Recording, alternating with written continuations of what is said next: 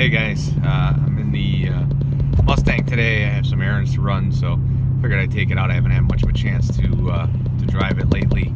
Haven't done a video on it in a while. But if you have been following the channel at all, you saw that I did a series of videos showcasing some cars for sale at Red Top Auto Sales here in Scranton, Pennsylvania.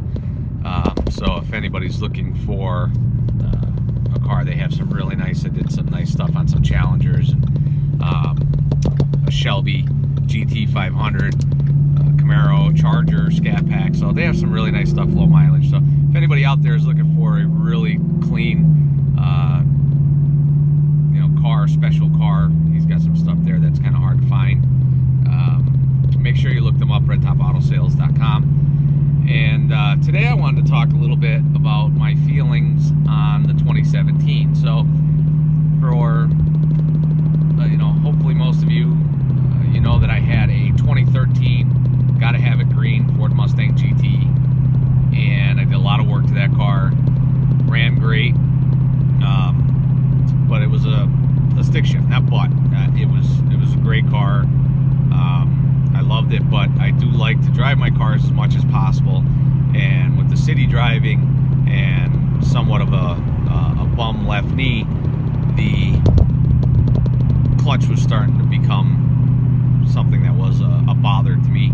So I started looking for a newer Mustang. I did want a GT 350, but then again, they come stick only. So I kind of ruled that out. And I was a little leery with the 2018 coming out with the 10-speed, even though it sounds awesome. Someone told me long ago, don't ever buy the first year of a new model. So I know that, a lot of the changes weren't huge, but I mean, the transmission is a new transmission. The motor is now port injected, and whatever, they had some new stuff. It's escaping me right now, but in any case, they had 2 new forms of injection. So even though there's they're pulling great numbers and everything else, I thought, well, I wouldn't mind getting something like that, but maybe I'll wait and see how they go. But in any case, I pulled the trigger on a 2017. As most of you guys know, automatic. So this is the 6-speed automatic. And I wanted to give some of my thoughts on this transmission. It's an okay transmission. I did put paddle shifters, more of a racy feel. The paddle shifters that come on it are kind of small. And I did change the stock shifter to a White Madness Garage shifter. So it make the transmission perform any better, but it feels a little better in your hand. It's a little shorter. It's not as tall as the stock shifter.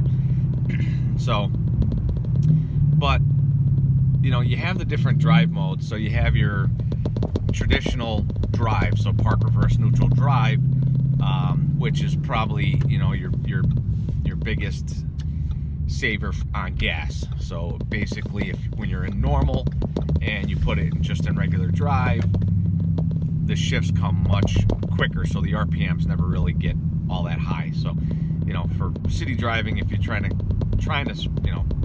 conserve on gas, I guess that's your best one. If you pull it down one more below the drive indicator, you have S, so that's your sport indicator, which automatically is equivalent to the sport mode with the toggle switch. So that firms up the shifts, lets the RPMs go a little bit higher. The problem I've been finding with city driving is that the regular drive in normal mode tends to shift really fast. So, it's constantly keeping you in those very low RPMs.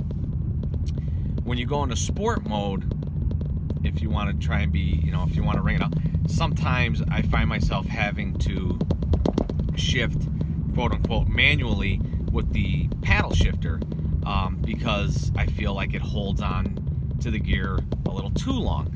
So I guess having a 10-speed transmission might alleviate that. You know, we'll have to see as more of these cars come out and more reviews and people come out and talk about this 10-speed transmission. But, you know, as far as anything, I don't regret not waiting. You know, I am very pleased with this vehicle, and I just, maybe a tune would help revise the shifts from what I understand. It helps the automatic transmission in this car. The shifts aren't lightning fast either, so even if you put it in Sport Plus or track mode, you know, you get firmer shifts, but they're not, you know, this isn't a dual clutch transmission. And from what I understand, the 10-speed, even though that's not a dual clutch with the traditional torque converter, it still shifts pretty quick. Not as fast as a dual clutch, but much faster than what this 6-speed transmission shifts. So, and the other thing that, you know, is a little concerning, I've heard a lot of people online having this issue, is that little pinging noise that the transmission makes when you are selecting gears.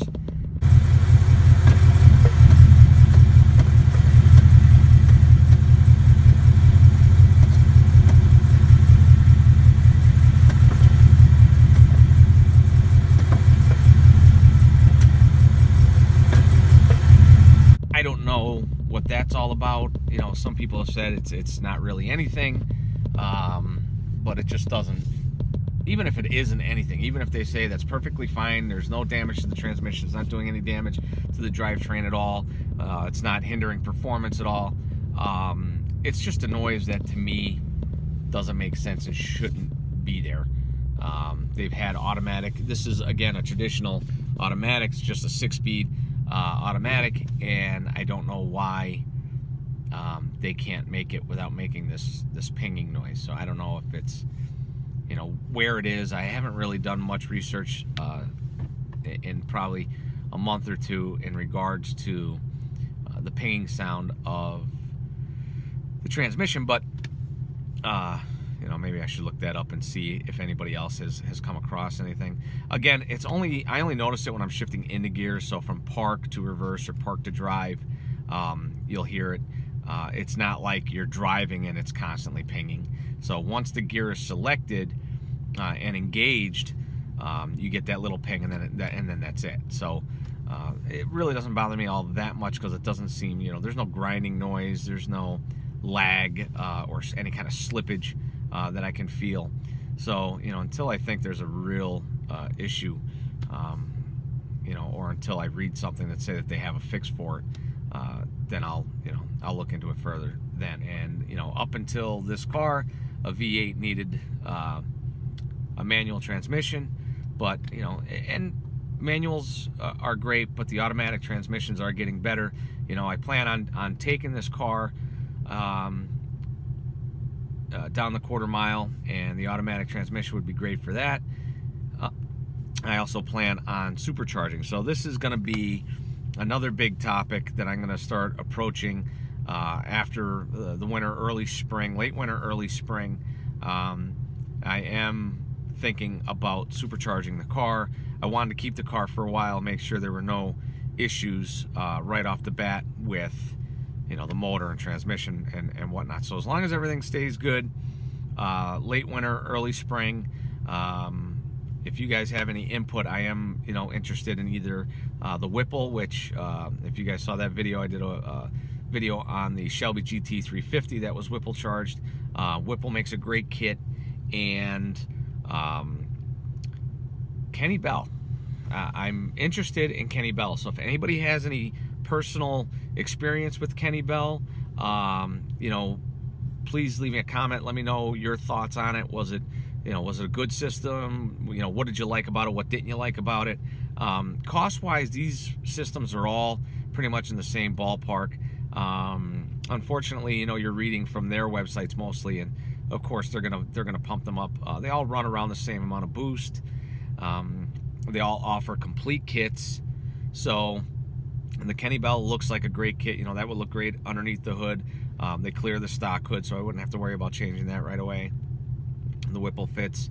And the other one, so those are both positive displacement blowers. And so the only centrifugal blower that I was looking at was the Pro Charger, because with an automatic, Vortec doesn't fit.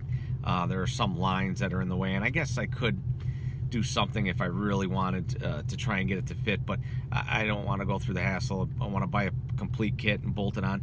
The Pro Charger kit claims to be the easiest, quickest supercharged amount. They claim that you can take it right out of the car and it'll never look like there was a supercharger there. The belt and pulley swaps can be done without removing things. And the difference, I guess, between the centrifugal and the positive displacement is the power. So with a Whipple or a Kenny Bell, that power is going to be instant. So, you know, whereas with that Pro Charger, the power builds almost like a turbo. So as you get into higher RPMs, that's when you're making more boost, and that's when you're making more power. So we're going to look into that, and we're going to see, you know, what I might do. There's tons of options as far as, that's another thing. If anybody has a place that they've dealt with, if they bought a supercharger for their S550 and they know, you know, a great place, and I don't mean just price, you know, customer service when it comes to these things goes a very long way in case you do have issues. Everybody's great when there's not a problem. You know, it's those companies that know how to handle, you know, when something, you know, minor or major comes up, and they handle it for you. You know, whether it's replacing parts, or maybe parts weren't shipped, so they, you know, how fast do they get the parts back out to you? Is there tuning? You know, are we talking about, because I've looked up some places that offer just the tune right from Pro Charger, or right from Whipple, or right from Kenny Bell, and then there are places that offer these kits with their tune, because maybe they added bigger injectors or a different throttle body or whatever. Just all kinds of different things, and then they offer a tune. So if anybody has any suggestions, that would be great. You know, I've been looking at all the regular places: American Muscle, CJ Pony, Late Model Restoration, a couple other places, Brent Speed.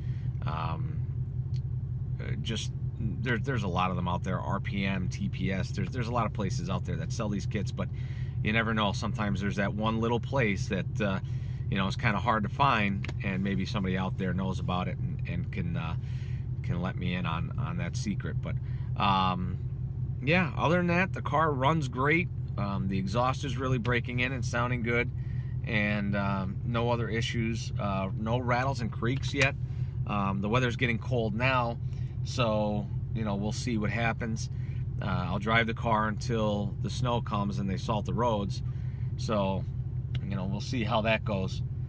But yeah, so thanks again, and I hope you enjoyed the other videos of the cars for sale. Like I said, if you're interested, if you're looking for a vehicle, they have a nice selection of low mileage, somewhat rare vehicles. They have automatic and stick. They're great people to deal with. They offer the financing, and they can ship the car too. So but that's it for now. I've got some other things planned in the future, and we'll talk about that next time. If you like this video, give me a thumbs up, subscribe. Any comments, please leave them. I'll get back to you as soon as I can. All right, thanks guys. All right guys, so I did forget to mention that I did add a couple things to the car. So back up here. So we saw the wheels, and since they were wider, I decided to pick up some splash guards, mud flaps, whatever you want to call them. These were CPC through LMR. So I was a little nervous about the look. The front ones are really hidden for the most part, can't really see much. The ones on the back are a little bit more visible. They go beyond the fender there. But they do a good job of protecting the car, and they give it a little bit more of an aggressive look, so I'm okay with it. They were fairly easy to go on. Not much to them really. A couple of pop in, you just pop out some of the stock and pop those in, so they weren't very difficult. So let me know what you think about those. Again, with the 305s on the back, I really needed something to protect the paint, so, and they were the best ones that I could find. I'll put the part number down in the description in case anybody's interested on those. And I also picked up the side scoops. These are Roush side scoops. I got them pre-painted. I'll put the part number there too. These I actually picked up on eBay, so the part number is just a factory Roush part number. But the company, I'll have to see if I can find it. They had them pre-painted. The paint matches pretty good, really good actually. I wasn't sure which one I wanted to go with, but I think I'm happy with my decision here. It's got a little black, fake kind of insert in there, which is good, matches the black side skirts, some of the other black touches I have. So, and these went on pretty easy. They had a template that you just taped on the car, and then a little 3M tape, a little bit of pressure, and that's it. I think they definitely make the sides more aggressive. Give the car actually a little bit wider of a look, because I make it, to me it feels like the side of the car kind of looks in more now, if you know what I'm saying, so it makes the car look wider. So highlights that line on the top there and on the bottom, right where it meets up. So all right, let me know what you think, guys.